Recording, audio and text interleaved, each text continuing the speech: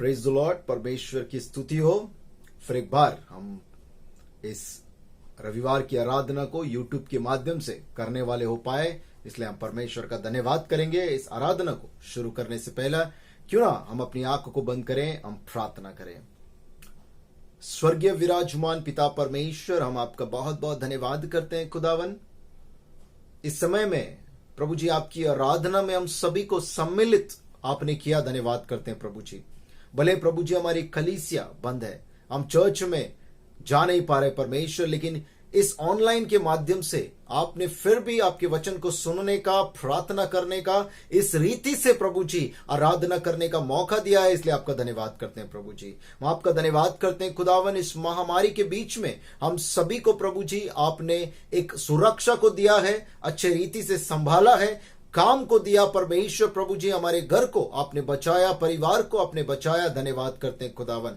आगे भी प्रभु जी तेरी सुरक्षा हमारे जीवनों में कायम रहे, ये प्रार्थना हम लोग करते हैं खुदावन। आज की आराधना को प्रभु जी आपके हाथों में सौंपते प्रभु जी। हर एक कार्य जो हम यहाँ पर करें प्रभु जी, जो गीतों को हम प्रभु जी हम सुने गाएं, जो वचनों को हम सुने, आप प्रभु जी तेरे बल को प्रभु जी तेरे आशीर्वाद को हम पाने वाले हो सके। आगे के सारे समय को, इस आराधना को हम सभी को आपके हाथों में सौंपते हुए प्रार्थना यीशु मसीह के नाम में मांगता हूं, सुन और कबूल कर प्रभु, आमीन आमीन। आइए, जैसे हमने वचन को पढ़ा है, इंग्लिश में ऑलरेडी पढ़ा गया है, तो हम हिंदी में एक बार इसे पढ़ेंगे।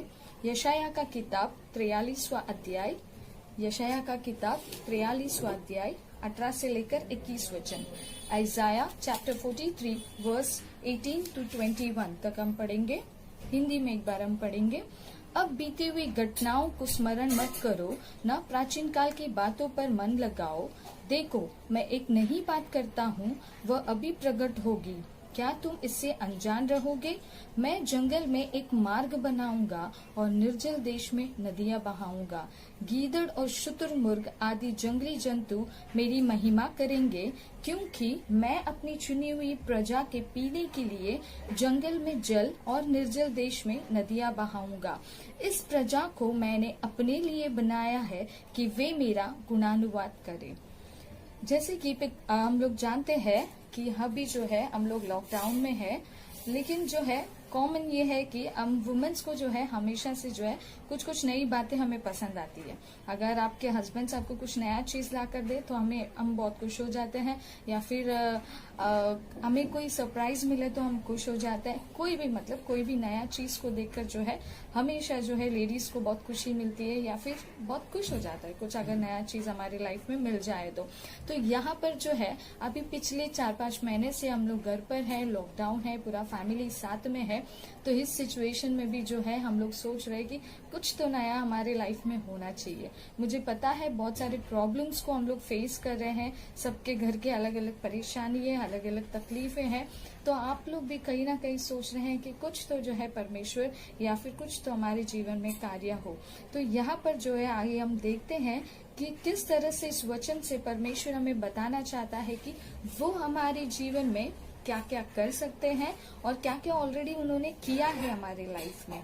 तो अगर 20वां वचन मैं पढ़ूं, जरा हम पीछे से स्टार्ट करेंगे, तो 20वां वचन अगर हमने पढ़ा है और एक बार पढ़ेंगे। गीदड़ और शुतुरमुर्ग आदि जंगली जंतु मेरी महिमा करेंगे, क्योंकि मैं अपनी चुनी हुई प्रजा के पीने के लिए जंगल में जल और निर्जल देश में नदियां बहाऊंगा। परमेश्वर यहाँ पर कह रहा है कि उसके चुने हुए लोगों के लिए जो है वो निर्जल देश में जल को बहाएगा और जंगल में जो है वो पानी को देगा। उसके चुने हुए लोग आज कौन है?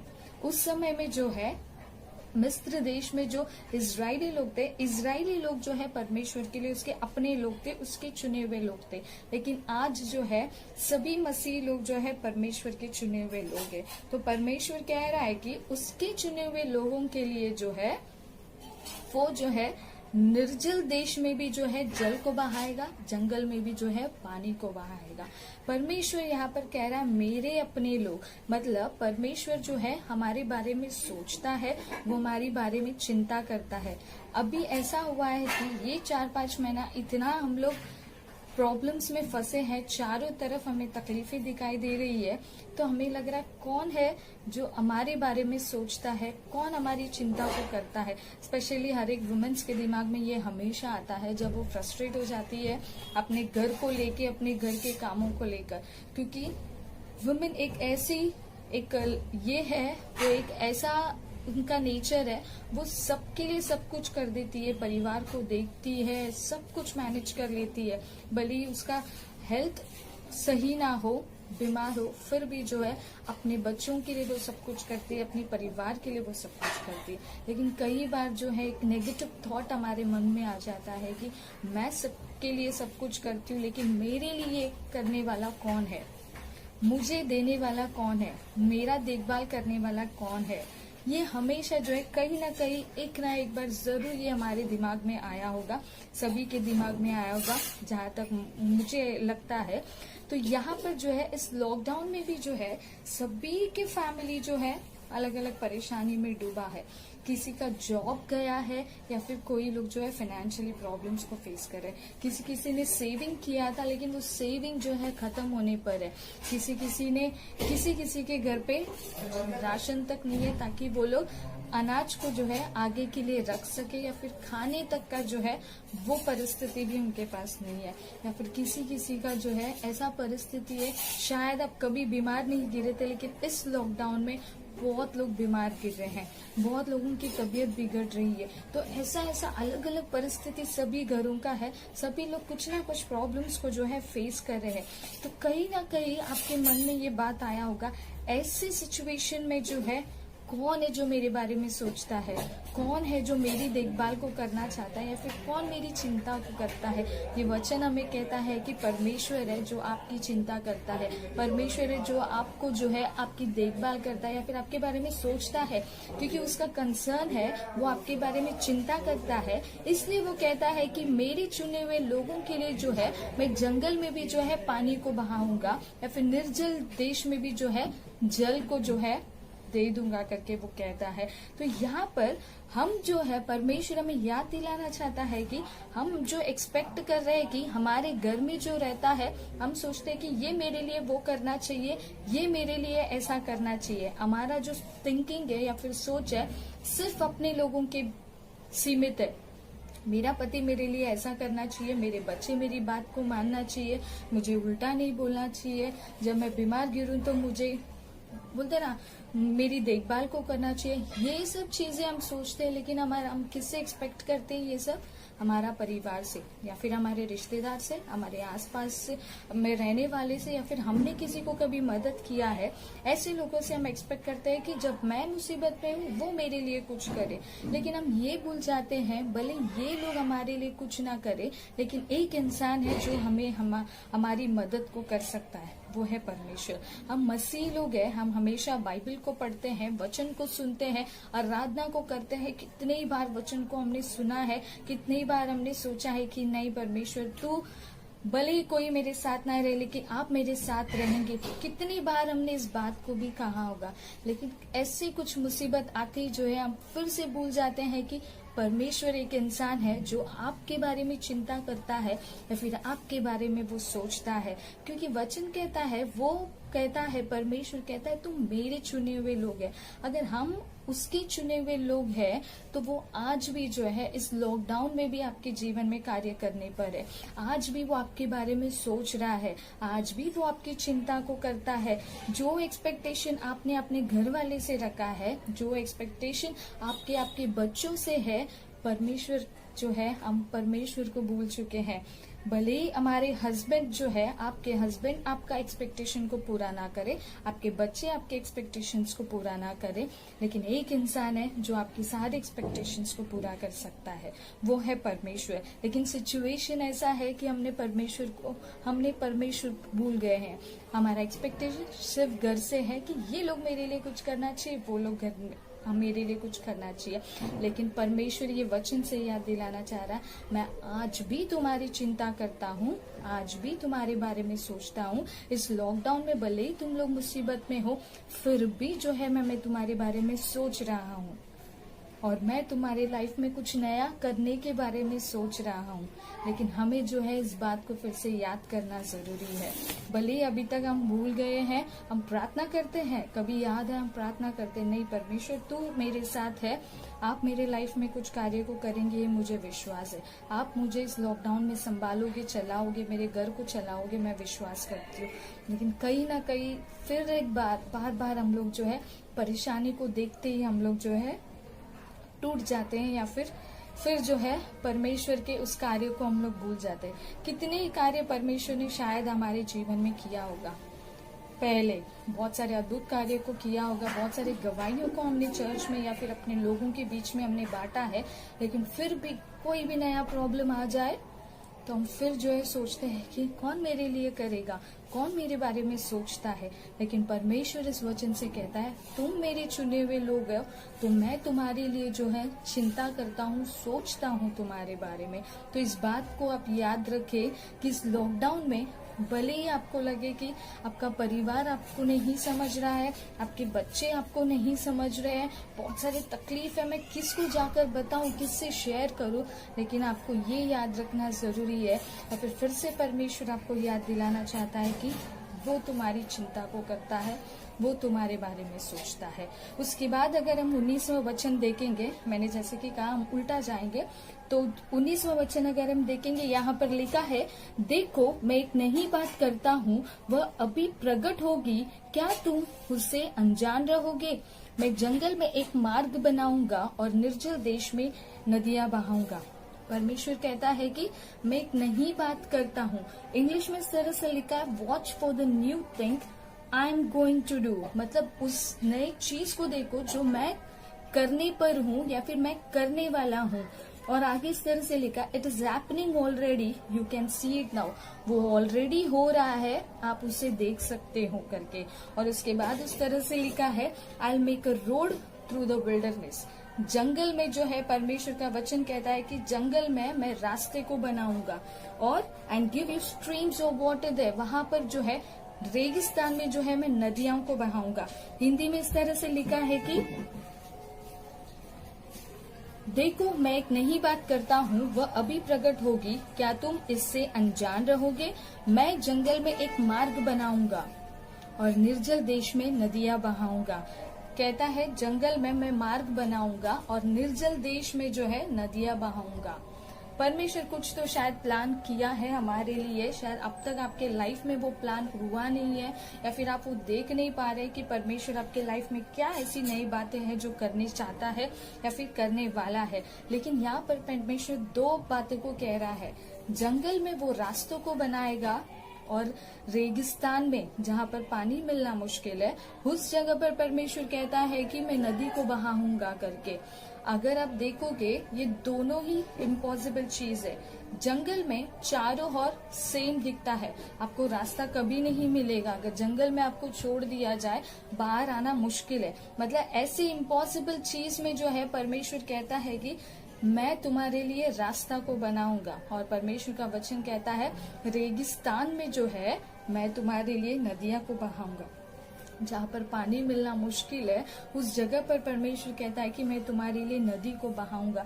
मतलब परमेश्वर ये आपको याद दिलाना चाह रहा है फिर से कि भले ही तुम्हारी परेशानी बहुत सारी है, चारों तरफ केवल और केवल आप प्रॉब्लम्स को देख रहे हैं, आपको लग रहा है मेरे पूरे चारों ओर जो है सिर्फ तकलीफें हैं मेरे लाइफ में, एक के बाद एक के बाद एक के बाद जो है प्रॉब्लम्स आ रहे हैं। लेकिन परमेश्वर कहता है इस प्रॉब्लम में भी जो है मैं तुम्हारे लिए एक रास्ता को निकालूंगा।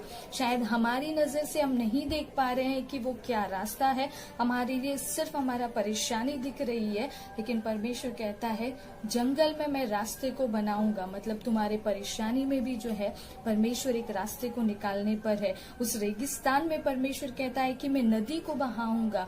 मतलब जो असंभव है उस चीज को परमेश्वर तुम्हारे लाइफ में संभव करने के लिए तैयार है। आज आपके हस्बैंड के जॉब नहीं है, परमेश्वर जो है उस असंभव चीज को जो है संभव करने पर है। अगर आज जो है परमेश्वर आपके लाइफ, आप बहुत सारे फाइनेंशियल प्रॉब्लम्स को देख रहे हैं, शायद घर में शायद कल के लिए कुछ बचा नहीं है, कल आप कैसे निकालोगे पता नहीं है। परमेश्वर उस असंभव चीज को भी जो है संभव करने पर है। परमेश्वर कुछ तो ऐसे कार्य करने पर है आपके लाइफ में, कुछ तो प्लान परमेश्वर आपके लिए रखा है या फिर वो कर रहा है जो हमें नहीं दिख रहा है। क्योंकि वचन कहता है watch for the new thing, मतलब उस नई चीज को देखो जो मैं करने वाला हूँ या फिर करने पर हूँ।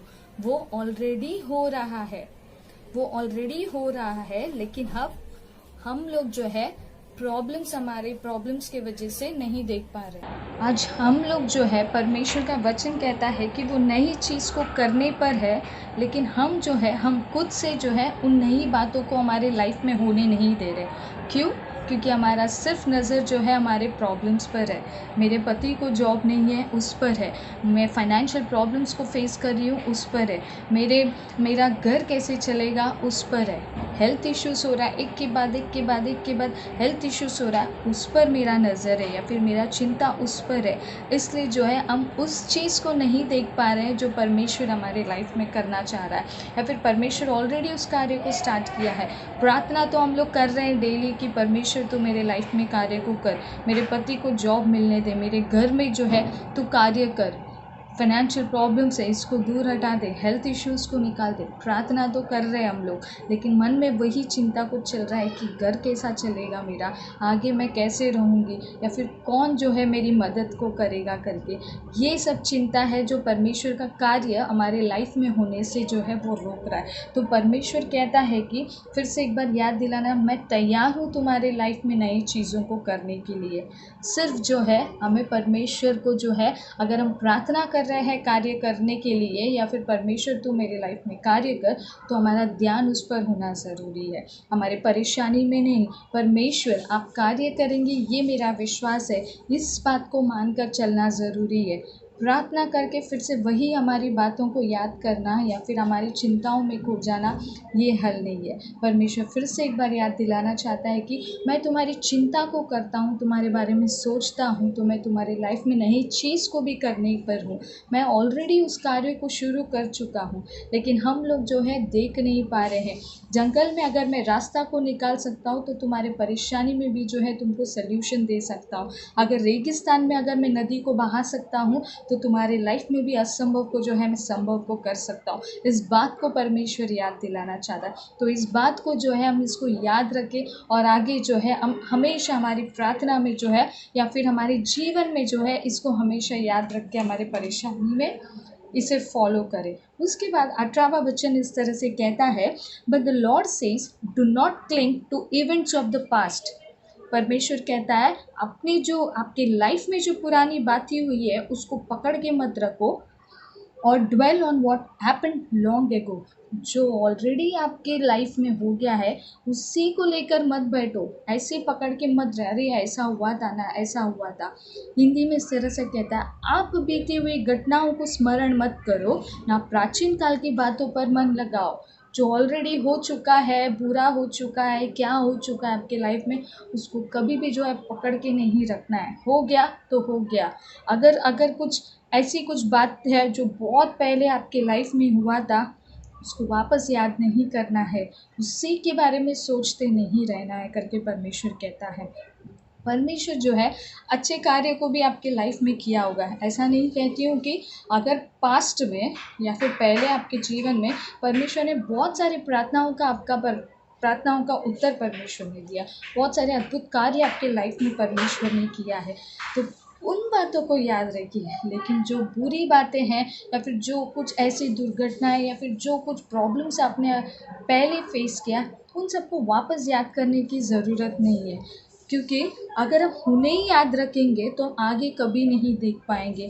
परमेश्वर ने तभी भी आपके लाइफ में कार्य किया था। परमेश्वर ने शायद पहले भी जो है आपके घर के परेशानी में आपको मदद को किया था। एक आर्थिक स्थिति को जो है फिनेंशियली शायद आपके घर में किसी को कोई हेल्प को परमेश्वर ने भेजा था। आपके बच्चों के पढ़ाई में या फिर बच्चों के फीस भरने में शायद परमेश्वर ने मदद को किया था।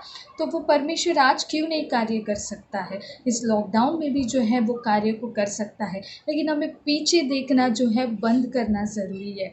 उस बात को याद नहीं करना चाहिए जो ऑलरेडी हो चुका है।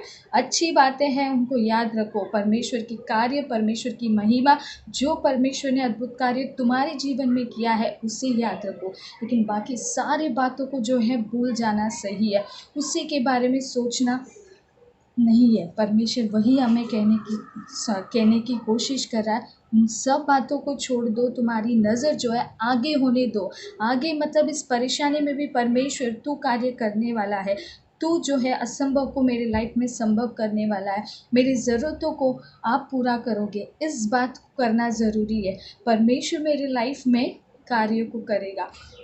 अगर पिछले साल मेरे लाइफ में परमेश्वर ने कार्य को किया था, या फिर ऐसे कुछ आशीष को परमेश्वर ने मेरे लाइफ में दिया था, तो आगे भी जो है परमेश्वर मेरे लाइफ में इस लॉकडाउन में भी आशीष को देगा। इस लॉकडाउन में भी परमेश्वर मेरे जीवन में कार्य को करेगा। आज हम इस बात को याद नहीं कर पा रहे हैं, या फिर कुछ लोग कर रहे हैं, कुछ लोग को लग रहा है कि कुछ नहीं होने वाला है मेरा इस लॉकडाउन में, क्योंकि आत्मिक रीति से जो है हम लोग जो है अपनी आंखों को बंद कर चुके हैं। हमारा नज़र केवल हमारी परेशानी में है।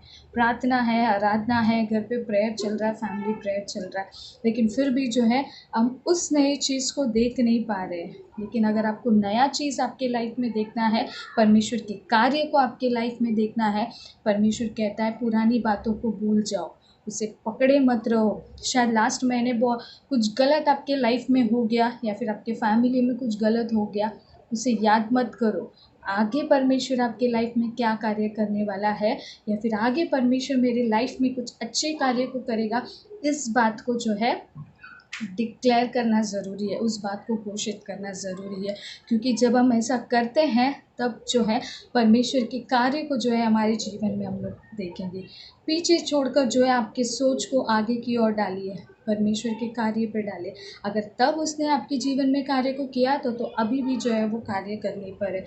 बस पीछे से अपने मन को हटाइए और आगे डालिए। देखिए परमेश्वर आपके लाइफ में क्या क्या कार्य को करता है और किस तरह से अद्भुत कार्य को करता है। मैं छोटी सी एक गवाही बताना चाहूँगी।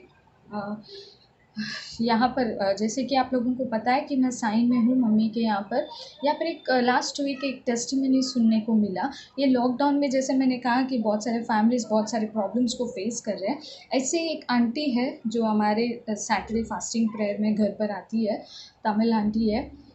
वो भी इस लॉकडाउन की वजह से बहुत सारे फैमिली में प्रॉब्लम्स को देख रही है। वो बहुत एक प्रेयरफुल लेडी है, कहीं पर भी प्रेयर हो, कोई भी लैंग्वेज का क्यों ना, वो जाती है, वो प्रेयर में बैठती है और अपने समय को बिताती है। तो उसके साथ ऐसा हुआ last to last Saturday, sudden उस दिन करंट चले गया था, करंट नहीं था, और उस दिन जो है घर पे खाना बनाने के लिए उसके पास कुछ नहीं था, तेल बिल्कुल नहीं था।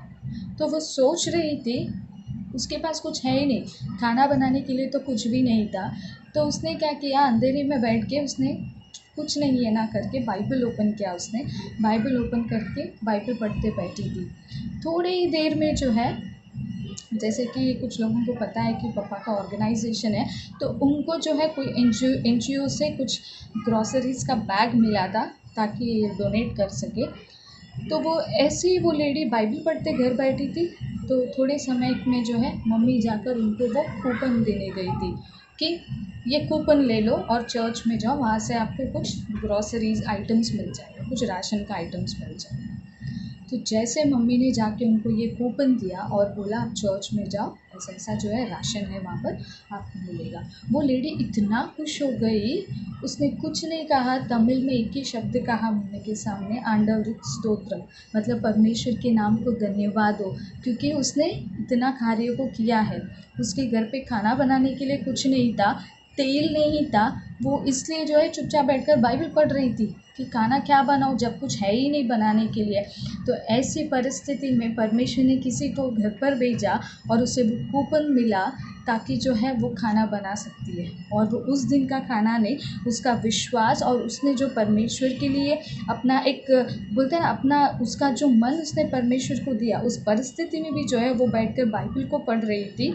भले ही उसके घर पे खाना नहीं था, परमेश्वर ने ऐसा कार्य किया, वो एक दिन का खाना नहीं, पूरा 1 महीने का जो है राशन उसके घर पे परमेश्वर ने आशीष को दिया है। वैसा कार्य हमारा परमेश्वर करने पर है।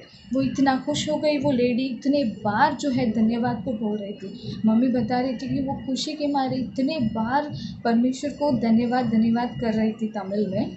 मतलब इमीडिएटली वो बैठी थी, वो बाइबल पढ़ रही थी, कितनी देर से परमेश्वर ने कार्य को भेजा है। अगर उसके लाइफ में अगर परमेश्वर कार्य कर सकता है तो आज आपके लाइफ में भी परमेश्वर कार्य कर सकता है।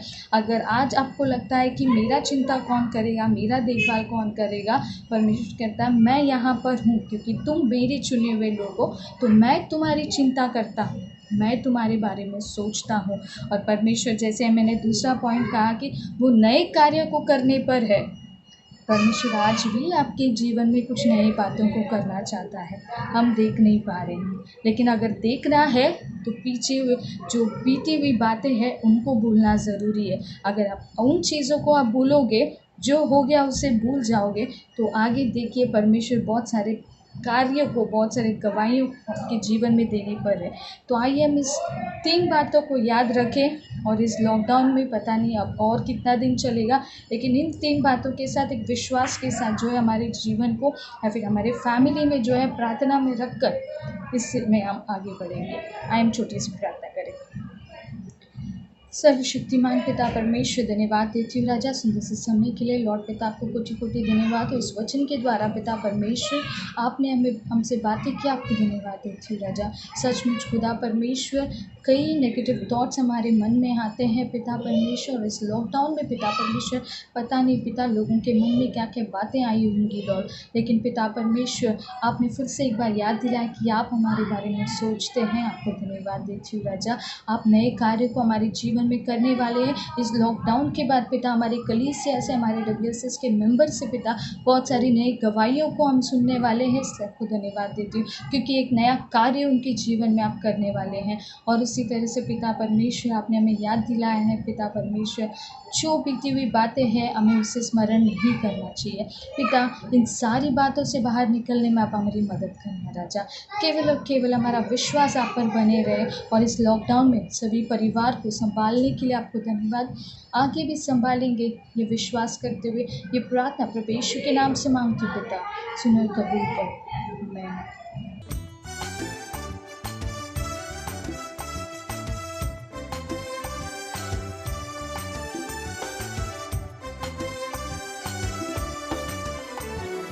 यीशु तेरी दया से मैं जीवन जीती हूँ, यीशु तेरी कृपा से मैं आगे बढ़ती हूँ, यीशु तेरी दया से मैं जीवन जीती हूँ, यीशु तेरी कृपा से मैं आगे बढ़ती हूँ।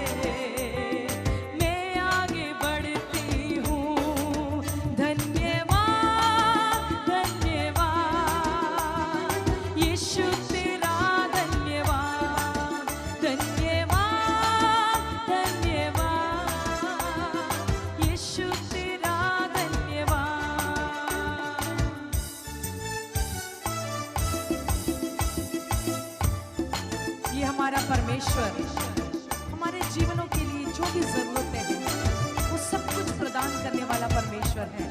कितना ही अच्छा है वो, कितना ही भला है। इतना ही नहीं, हमारे जीवन की हर परिस्थिति में अपनी अजीबोगरीब शांति को वो लेता है। उसका नाम है यहोवा शालोम, जो समझ से परे शांति को हमारे जीवनों में उंडेलता है। तू है यहोवा शालोम, शांति देने वाला। तू है यहोवा निस्सी, जय हरदम देने वाला। केवल शांति ही नहीं देता वो, लेकिन वो हमें जय उत्सव में बढ़ाने वाला परमेश्वर है।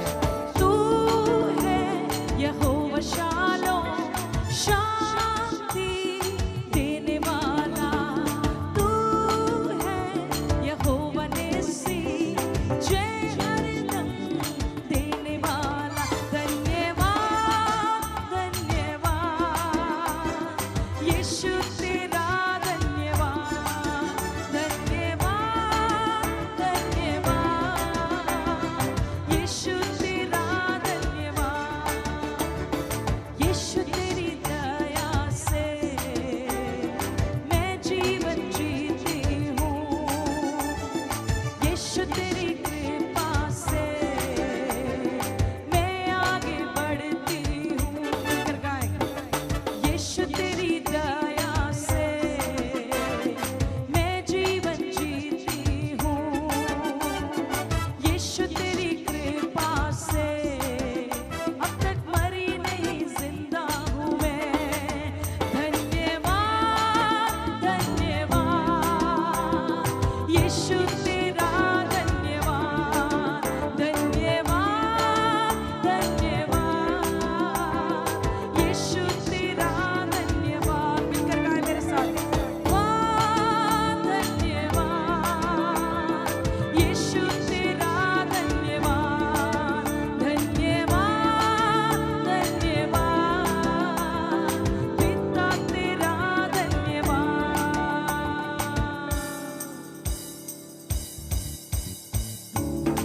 धन्यवाद धन्यवाद यीशु तेरा धन्यवाद। धन्यवाद धन्यवाद पिता तेरा धन्यवाद। धन्यवाद धन्यवाद आत्मा तेरा धन्यवाद। धन्यवाद धन्यवाद यीशु तेरा धन्यवाद। धन्यवाद धन्यवाद पिता तेरा धन्यवाद। यीशु तेरा धन्यवाद। पिता तेरा धन्यवाद, आत्मा तेरा धन्यवाद।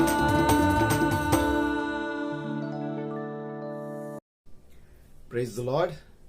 आई होप कि हमने जब वचन सुना है पास्टर अम्मा की जुबानी, जो वचन को हमने सुना है अच्छी रीति से ग्रहण किया और एक नए बल को हम परमेश्वर के वचनों से पाने वाले हो सके हैं, इसलिए हम परमेश्वर का धन्यवाद करेंगे और उसी रीति से जो है हम अपनी आराधना में आगे बढ़ेंगे। हम इस दान के लिए भी हम लोग प्रार्थना करेंगे, अंतिम प्रार्थना करेंगे, फिर प्रभु की प्रार्थना कहकर आशीष वचन ग्रहण करके इस आराधना को हम समाप्त करेंगे। उससे पहले जो है कुछ अनाउंसमेंट्स मैं करना चाहता हूं। मैं चाहूंगा कलीसिया इसको ध्यान से सुने और ये अनाउंसमेंट इस रीति से है। डीएस जो रेवरेंड लायनल एक्टर अय्या है, हमारे डीएस अय्या, उन्होंने फोन किया कि हम लोग को पास्टरेट कॉन्फ्रेंस जो हमारा रह गया था लॉकडाउन की वजह से, वो हम लोग जूम के जरिए जो है हम लोग कंप्लीट करेंगे। ऐसा उनका कॉल आया था। तो 14 नवंबर 14 तारीख को जो है शाम को 6 बजे जो है हमारा पास्टरेट कॉन्फ्रेंस होगा। तो सारे कमिटी मेंबर्स से रिक्वेस्ट है कि इस दिन में जो है हम सभी लोग जो है जूम पर इस मीटिंग को अटेंड करें और जो सारे कमिटी मेंबर्स है या हमारे जो विंग्स है, WACS, मेथोडिस्ट मैन, लेमेन्स और संडे स्कूल और बाकी जो भी हमने कमिटी में कार्य को किया है, सारे 9 स्टैंडिंग कमिटीज भी, उनका रिपोर्ट जो है हम लोग शॉर्ट रीति से जो है उस दिन प्रेजेंट करने के लिए अय्या ने कहा है। तो मैं चाहूंगा सब लोग रेडी रहें और अकाउंट्स का भी जो है रिपोर्ट सही रीति से हम लोग रेडी रखें पूरे साल का, ताकि हम लोग अच्छे रीति से जो है उनके सामने प्रेजेंट कर सके। तो ऐसा सभी से निवेदन है, इसके लिए याद रखें। और उससे पहले जो है हम अपने पास्टरेट कमेटी का जो है हम लोग मीटिंग लेंगे 7 तारीख को जो है जूम पर ही हम लोग इस मीटिंग को करेंगे। 7 तारीख को शाम को जो है 7 बजे इस रीति से जो है हम लोग मीटिंग को करेंगे। तो इस बात को भी हम लोग ध्यान में रखें, क्योंकि 7 तारीख को हम मीटिंग करके हम अपने आप को तैयार करेंगे कि 14 तारीख को पास्टरेट कॉन्फ्रेंस में किस रीति से हम क्या क्या करने वाले हैं। तो इसलिए जो है 7 और 14 तारीख को प्लीज आप जो है थोड़ा सा टाइम निकालिए। कलीसिया का काम है, हम कलीसिया के लोग हैं और कलीसिया के लिए काम करने के लिए परमेश्वर ने हमें चुना है। तो इस बात को हम लोग याद रखें प्लीज।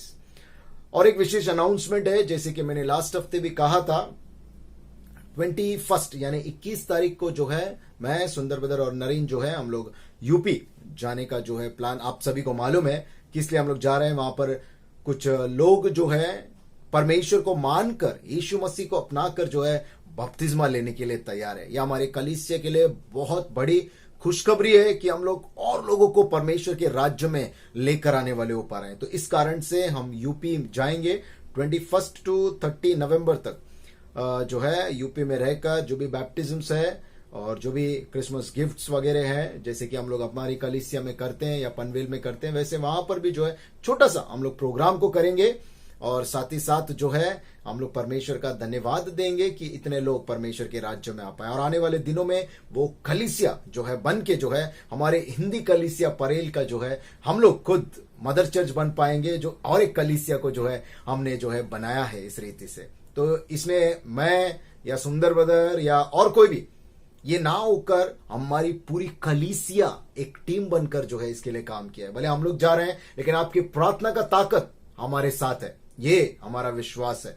और आप जो प्रार्थना करते हैं, एक साथ एक सपोर्ट देते हैं, उसी कारण जो है ये पनवेल की कलीसिया, यूपी की कलीसिया जो है हम लोग बनाने वाले हो पाए। तो थैंक यू वेरी मच। और इसी रीति से फाइनेंशियल एक अनाउंसमेंट है, वहां पर अब जब हम लोग जा रहे हैं बैप्टिज्म के लिए जो है आपको पता है, हमें सबको पता है कि हमको बाइबल्स को देना है और जो भी एक्सपेंसेस है बहुत सारा जो है डोनेशंस के जरिए हमें मिल रहा है। सुंदर ब्रदर जो है अपने और से जो है कलेक्ट कर रहे हैं, लेकिन मैं चाहूंगा फिर भी कलीसिया, हम लोग हिंदी चर्च के लोग जो है कुछ डोनेशंस को दे, ताकि आगे जाके जो है हम ये कह पाए कि जो भी योगदान हुआ, जो भी फाइनेंशियल जरूरत पड़ी, उसमें हम हिंदी चर्च भी जो है कंट्रीब्यूट किया है। ये भी डोनेशंस हो सकता है, लेकिन फिर भी हम चाहेंगे कि हम लोग हिंदी चर्च से कुछ तो भी डोनेट करके जो है, आप लोग जो भी डोनेट करना चाहते हैं, आपसे जितना बन पड़े, मैं ये नहीं बोल रहा हूं कि सबको कंपलसरी करना है, लेकिन जो लोग कर सकते हैं, जितना भी हम लोग कर सकते हैं उतना जो है आप सुंदर ब्रदर को जो है कॉल करके या उनको बुला के जो है जिस रीति से आप अपने डोनेशंस को दे सकते हैं। और ये सभी जो है वहां पर बपतिस्मा के लिए, बाइबल्स के लिए जो है और एक्सपेंसेस के लिए जो है ये खर्च होने वाला है। तो इस बात को हम लोग ध्यान में रखें।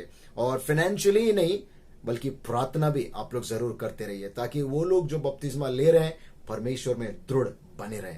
तो हमारे ट्रैवल के लिए भी आप प्रार्थना कीजिए और सही रीति से जो है हम अच्छी रीति से जाएं और अच्छी रीति से आए, इसके लिए जो है प्रार्थना मांगते हैं। Thank you very much. उसी रीति से हम लोग अंतिम प्रार्थना में जाएंगे। प्रार्थना में जाने से पहले जो है और एक अनाउंसमेंट है, जो भी मंथली ऑफरिंग्स या संडे के ऑफरिंग जो टिन्स डब्बे में जमा कर रहे हैं, तो सुंदर ब्रदर जो है आपको जब विजिट करेंगे आप जो है उनके हाथों में दे सकते हैं। ठीक है, ये भी फोर्सफुल नहीं है, जिसका भी काम चालू है, जो दे सकता है वही लोग जो है देकर जो है कलीसिया के कामों में या उसका जो एक्सपेंसेस है कलीसिया का, उसको हम लोग अच्छे रीति से जो है करने वाले हो पाए। ठीक है, हम लोग प्रार्थना में जाने से पहले मेरा रिक्वेस्ट है, अगर कोई भी इस हफ्ते अपने जन्मदिन या वेडिंग एनिवर्सरी को मना रहे हैं तो अपने स्थानों पर खड़े रहें, हम आपके लिए प्रार्थना करना चाहेंगे। ये अंतिम प्रार्थना होगा। इस प्रार्थना के बाद प्रभु की प्रार्थना, फिर आशीष वचन से जो है हम आराधना को समाप्त करेंगे। प्रार्थना करेंगे। सर्वशक्तिमान पिता परमेश्वर प्रभु जी, राजाओं के राजा, प्रभु के प्रभु, महान पिता परमेश्वर, हमारे यीशु मसीह जो हमारे लिए अपने लहू को बहाया, जो हमारे लिए अपने जान की आहुति को दिया, प्रभु जी, आप प्रभु जी तेरा बहुत बहुत धन्यवाद करते हैं। प्रभु जी, आपने ये कार्य हमारे लिए किया। प्रभु जी, हमारे जरिए प्रभु जी और कलीसियाओं को तू बना रहा है। प्रभु जी, ये हमारे लिए बहुत बड़ा आशीर्वाद है। पिता परमेश्वर, हमें आप इस्तेमाल कर रहे हो खुदावन। पनवेल की कलीसिया प्रभु जी और हमारे यूपी की कलीसिया के लोग परमेश्वर, जो भी लोग परमेश्वर को मान रहे हैं, यीशु मसीह को मान रहे हैं परमेश्वर। आप प्रभु जी ये आपके जरिए हो पाया है प्रभु जी, हमें इस्तेमाल आपने किया, धन्यवाद करते हैं खुदावन। ऐसे ही प्रभु जी हमारे साथ रहकर प्रभु जी हमारी कलीसिया में और अभिवृद्धि को देने के लिए हम प्रार्थना करते हैं खुदावन। हमारे ट्रैवल को आप क्या तो में सौंपते, हमारे फाइनेंसेस को आप क्या तो में सौंपते प्रभु जी, और हर एक आत्मिक कार्य को, हर एक कलीसिया की सेवकाई को हम सही रीति से कर पाए, ऐसे बल को हम मांगते हैं परमेश्वर। आप प्रभु जी हमारे Rathore memorial Methodist Hindi church के लिए भी हम प्रार्थना करते हैं पिता परमेश्वर प्रभु जी। हर एक बुजुर्ग, बच्चा, जवान, WACS, मेथोडिस्ट मैन, लेमेंस, हर एक आराधना में आप हमारे साथ रहकर उपस्थित रहे प्रभु जी। हर एक के जीवन में आप कार्य कीजिए, हर एक बीमारी से हमें चंगाई दीजिए, हर एक घरों में आपके आशीषों को पहुंचाइए पिता परमेश्वर प्रभु जी। हाँ खुदावन परमेश्वर, जिसके घर में प्रभु जी कोई भी तकलीफ है प्रभु जी, तेरे नाम से छुटकारा दे परमेश्वर। हाल ही में प्रभु जी हमने प्रार्थना को किया, हमारी प्रार्थना को आपने सुना प्रभु जी। सिस्टर पुष्पा सोनकर के जीवन में प्रभु जी वो चंगाई को आपने दिया प्रभु जी, सुंदर बदल के जीवन में चंगाई को दिया परमेश्वर। और बहुत सारे लोग हैं खुदावन परमेश्वर जिनके जीवनों में प्रभु जी आपने कार्य करके प्रभु जी चंगाई को दिया। बहुत बहुत धन्यवाद करते पिता परमेश्वर प्रभु जी। उसी रीति से आगे भी प्रभु जी हमारे जीवनों को संभालने वाले परमेश्वर आप हो प्रभु जी। और जैसे वचनों को हमने सुना परमेश्वर, हम सही रीति से अपने सोच विचारों को प्रभु जी आपके अधीन में रखकर आपकी आराधना में आप प्रभु जी मगन होकर अपने जीवन को जी पाए प्रभु जी। हर एक के कामों में, कार्यों में हमारे साथ तो रहकर प्रभु जी आपकी सहायता हम मांगते पिता परमेश्वर प्रभु जी।